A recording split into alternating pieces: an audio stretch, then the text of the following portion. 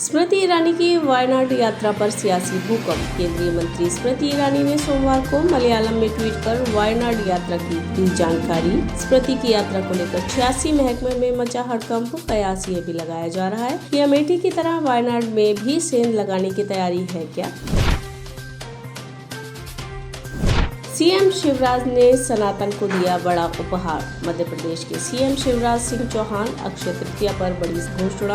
उन्होंने कहा, मंदिर की संपत्ति पर पुजारियों का स्वामित्व होगा। गैर संपत्ति वाले मंदिर के पुजारियों को 5,000 रुपए मानदेय दिया जाएगा। संस्कृत पढ़ने वाले छात्रों को दी जाएगी छात्रवृत्ति। स्कूली पाठ्यक्रम में पढ़ाया जाएगा भगवान परशुराम का चरित्र।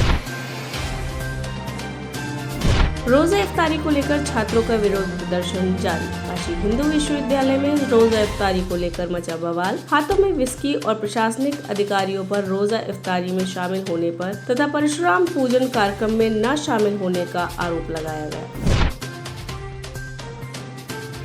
अशोक गहलोत ने जनता से की शांति बनाए रखने की अपील। जोधपुर घटना पर राजस्थान के मुख्यमंत्री अशोक गहलोत ने तनाव को दुर्भाग्यपूर्ण बताते हुए कहा, राजस्थान की परंपरा सभी समाज और धर्मों के लोगों के साथ प्रेम और भाईचारे के साथ रहने की रही है। मैं लोगों से शांति बनाए रखने की अपील करता हूँ। केंद्रीय गृह मंत्री नित्यानंद राय बीजापुर दौरे पर। केंद्रीय गृह राज्य मंत्री नित्यानंद राय बीजापुर दौरे पर जाएंगे। इस दौरान केंद्रीय मंत्री जनप्रतिनिधियों व सामाजिक संगठनों के साथ करेंगे समीक्षा बैठक। बर्लिन छोड़ते समय प्रधानमंत्री ने भारतवासियों से की मुलाकात। प्रधानमंत्री नरेंद्र मोदी होटल से एयरपोर्ट के लिए रवाना हुए। इस दौरान प्रधानमंत्री मोदी से मिलने पहुंचे भारतीय समुदाय के लोगों से मुलाकात की। बर्लिन से प्रधानमंत्री मोदी कोपेनहेगन डेनमार्क के लिए हुए रवाना। केंद्रीय मंत्री पीयूष गोयल 2 दिवसीय उत्तराखंड दौरे पर। केंद्रीय मंत्री पीयूष गोयल हरिद्वार पहुंचे। पतंजलि योग पीठ के महामंत्री आचार्य बालकृष्ण ने उनका भव्य स्वागत किया। उन्होंने पतंजलि रिसर्च लैब का किया निरीक्षण तथा पतंजलि हर्बल गार्डन में वृक्षारोपण भी किया। केंद्रीय मंत्री पीयूष गोयल हरिद्वार की ऐतिहासिक गंगा आरती में भी होंगे शामिल। यूपी कानपुर में मंदिर मस्जिद का प्रवेश द्वार 1। उत्तर प्रदेश के कानपुर में मंगलवार की सुबह ईद की नमाज और हनुमान मंदिर में पूजा अर्चना एक साथ हुई। काकलिंगपुर टाटपुर क्रॉसिंग पर हनुमान मंदिर और मस्जिद एक साझा प्रवेश द्वार है और वहां दोनों समुदाय के बीच अच्छा तालमेल है। यहाँ सालों से आरती और नमाज दोनों समुदाय के पूर्ण सहयोग के साथ होता चला आ रहा है। पूर्व एलडीए बीसी सत्येंद्र यादव के खिलाफ जांच शुरू। सत्येंद्र सिंह यादव के खिलाफ ईडी की जांच शुरू हुई। सत्येंद्र सिंह के खिलाफ पहले से ही चल रही थी सीबीआई जांच। कई अनियमितताओं के आरोप में ईडी ने लिखा पत्र। ईडी ने सत्येंद्र सिंह की तैनाती के समय के मांगे दस्तावेज। सीएम योगी 28 साल बाद करेंगे अपने पैतृक घर में रात्रि विश्राम। उत्तर प्रदेश के मुख्यमंत्री योगी आदित्यनाथ अपने पैतृक गांव यमकेश्वर के पंचोर पहुंचे। यहां उन्होंने महायोगी गुरु गोरखनाथ राजकीय महाविद्यालय परिसर में गुरु अवैधनाथ की प्रतिमा का अनावरण किया। इसके बाद सीएम योगी अपनी मां सावित्री देवी व परिजनों से मिलने अपने घर पहुंचे। संन्यास के 28 साल बाद पहली बार अपने घर में रात्रि विश्राम करेंगे सीएम योगी।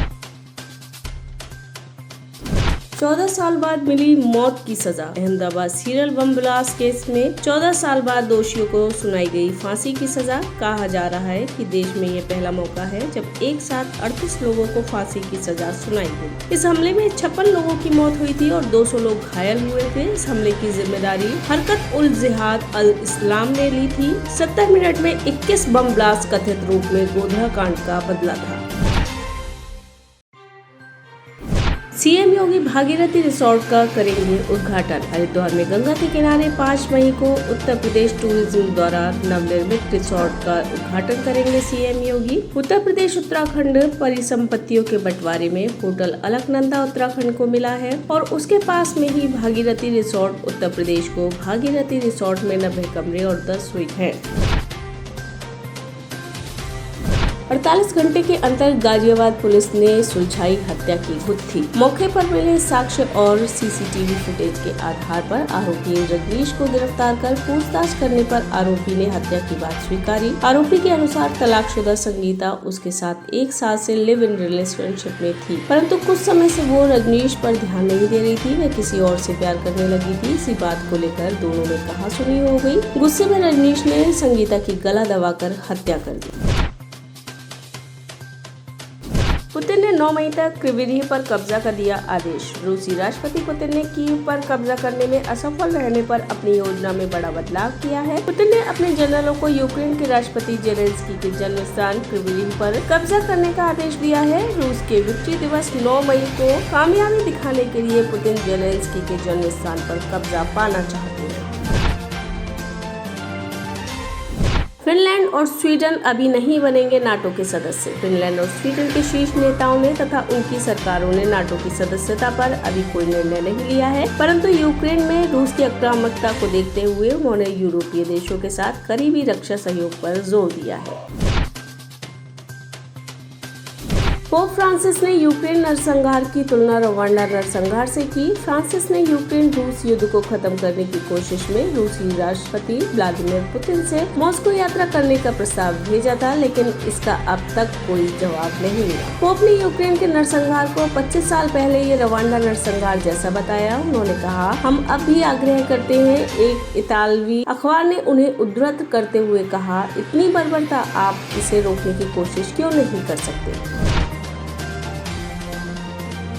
डेनमार्क में कई क्षेत्रों के द्विपक्षीय समझौतों पर हस्ताक्षर। प्रधानमंत्री नरेंद्र मोदी ने डेनमार्क में सरकार वार्ता पत्रकार वार्ता में संवाददाताओं से कहा, हमने हरित रणनीतिक साझेदारी के लिए संयुक्त कार्य योजना की समीक्षा की है। विभिन्न क्षेत्रों में महत्वपूर्ण प्रगति हुई है, विशेष रूप से अक्षय ऊर्जा, स्वास्थ्य, बंदरगाह, जहाजरानी, चक्रीय अर्थव्यवस्था और जल प्रबंधन के क्षेत्रों में। द्विपक्षीय वार्ता के बाद हरित शिपिंग, पशुपालन एवं डेयरी, जल प्रबंधन, ऊर्जा, सांस्कृतिक आदान प्रदान जैसे क्षेत्रों को लेकर कई समझौतों पर हस्ताक्षर किए गए हैं।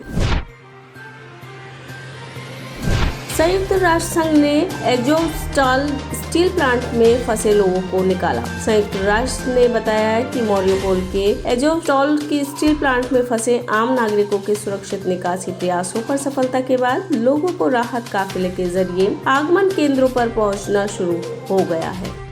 आप इस खबर के बारे में क्या सोचते हैं, हमें कमेंट सेक्शन में बताएं। साथ ही ब्रह्मास्त्र न्यूज को सब्सक्राइब और शेयर भी जरूर करें।